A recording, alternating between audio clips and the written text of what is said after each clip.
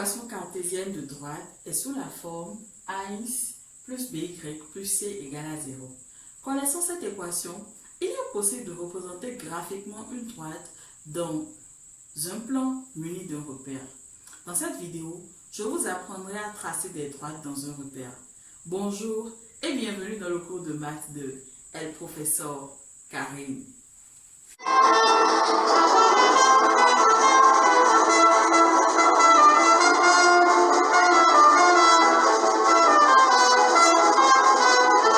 Pour représenter une droite dans le plan, il faut faire trois choses. Première chose, déterminer les coordonnées de deux points de notre droite. Deuxième chose, placer les points dans le repère orthonommé OIJ.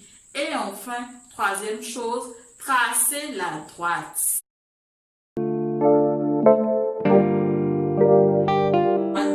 D'équation y égale 3x moins 2. Nous allons essayer, en suivant nos étapes, de tracer la droite D.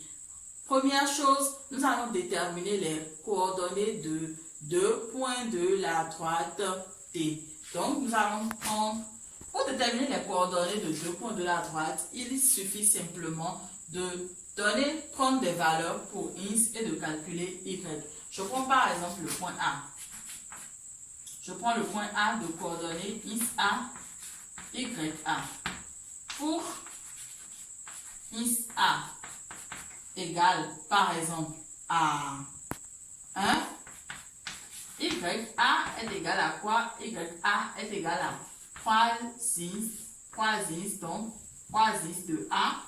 Y A est égal à 3x de A moins 2, ce qui est encore égal à 3 facteur de 1 moins 2, ce qui donne 3 moins 2.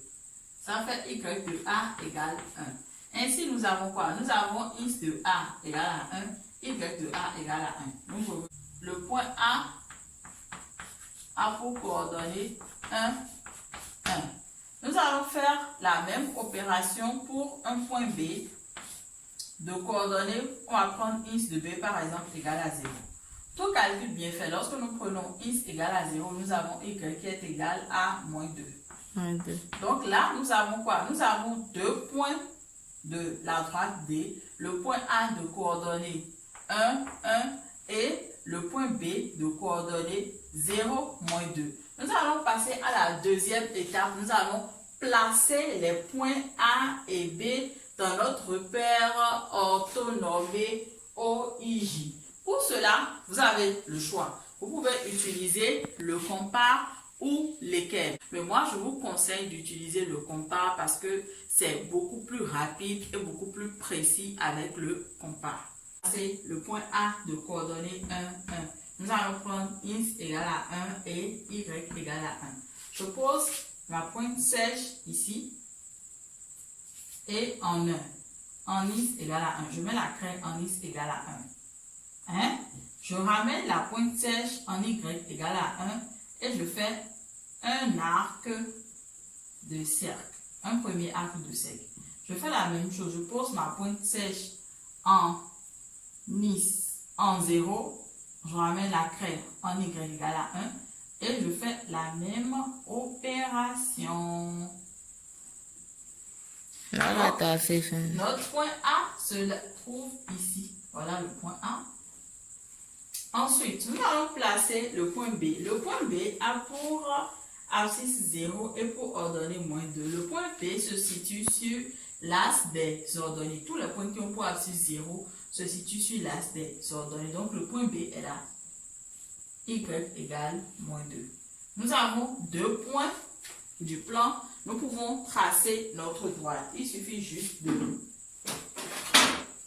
poser la règle de sorte à faire passer par les points A et B.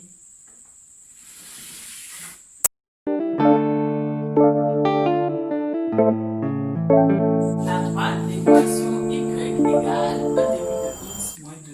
Comme je l'ai dit tout à l'heure, 1 demi représente le coefficient directeur de notre droite et moins 2 représente l'ordonnée à l'origine. Pourquoi il est intéressant d'utiliser l'équation réduite de la droite pour tracer, pour faire une représentation dans le plan? C'est parce que l'ordonnée à l'origine nous donne déjà un point de la droite. L'ordonnée à l'origine moins 2 là, en réalité c'est le point d'intersection de la droite et de l'axe des ordonnées. C'est le point d'abscisse x égale à 0. Donc ici par exemple nous avons déjà un premier point de notre droite là, moins 2. Ensuite, nous irons chercher un second point. Pour trouver un second point, il suffit juste de donner une valeur à x et de calculer y. Si par exemple, je prends pour x égale à 2, qu'est-ce que j'ai? Pour x égale à 2, j'ai y égale 1 demi fois 2 moins 2. Ce qui est encore égal à 1 demi fois 2, ça fait 1 moins 2, ce qui est encore égal à moins 1. Donc, pour x égale à 2, y égale moins 1. Pour placer le point de coordonnées, je vais le nommer par exemple un point i de coordonnées 2, moins 1.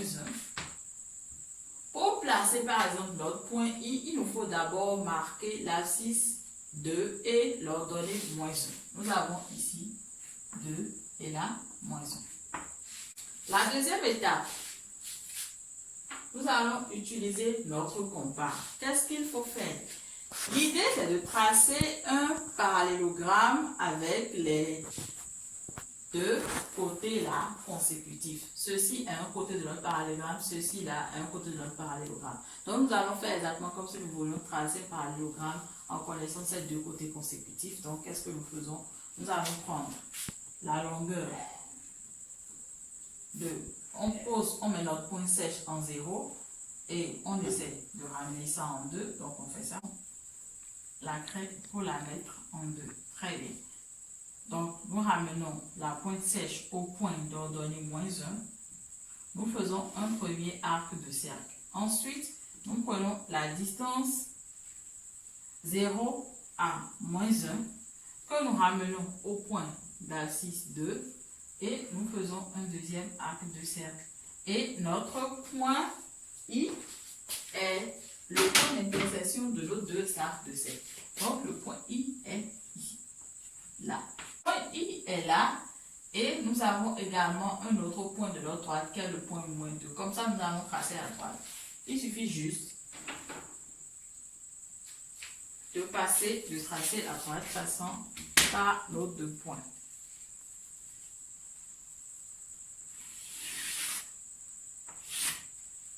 Donc, nous avons notre droite déprimée.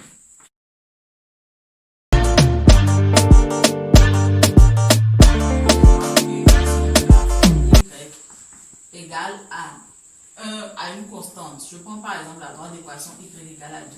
Les droites qui sont sous la forme y égale à une constante sont des droites horizontales. Elles sont parallèles à l'axe horizontales. Elles sont parallèles à l'axe des ordonnées. Donc, et elles passent par le point d'ordonnée 2. La droite d'équation y égale à 2, par exemple, c'est cette droite-là, qui passe par ce point-là.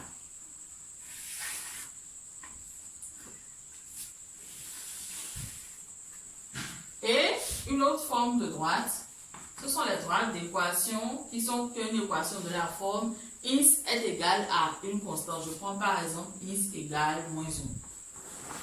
Ces droites-là, ce sont des droites verticales. Elles sont parallèles à l'axe des ordonnées. X égale moins 1. Et elles passent par le point d'abscisse x égale moins 1. Nous sommes à la fin de cette vidéo. Je vous remercie de l'avoir suivi jusqu'à la fin. Et merci beaucoup pour tout, pour la force que vous me donnez. Merci pour les commentaires des précédentes vidéos. Vous êtes vraiment les meilleurs. Et pour ceux qui veulent aller plus loin, j'ai laissé des exercices en barre d'infos, des exercices corrigés. Donc, si vous avez des questions aussi, n'hésitez pas à venir en inbox, à m'écrire sur mes réseaux. Ça va apparaître quelque part sur l'écran. Et merci beaucoup et à la prochaine. Ciao, ciao. No matter the case, but my music give me bass, my sweet, sweet bass.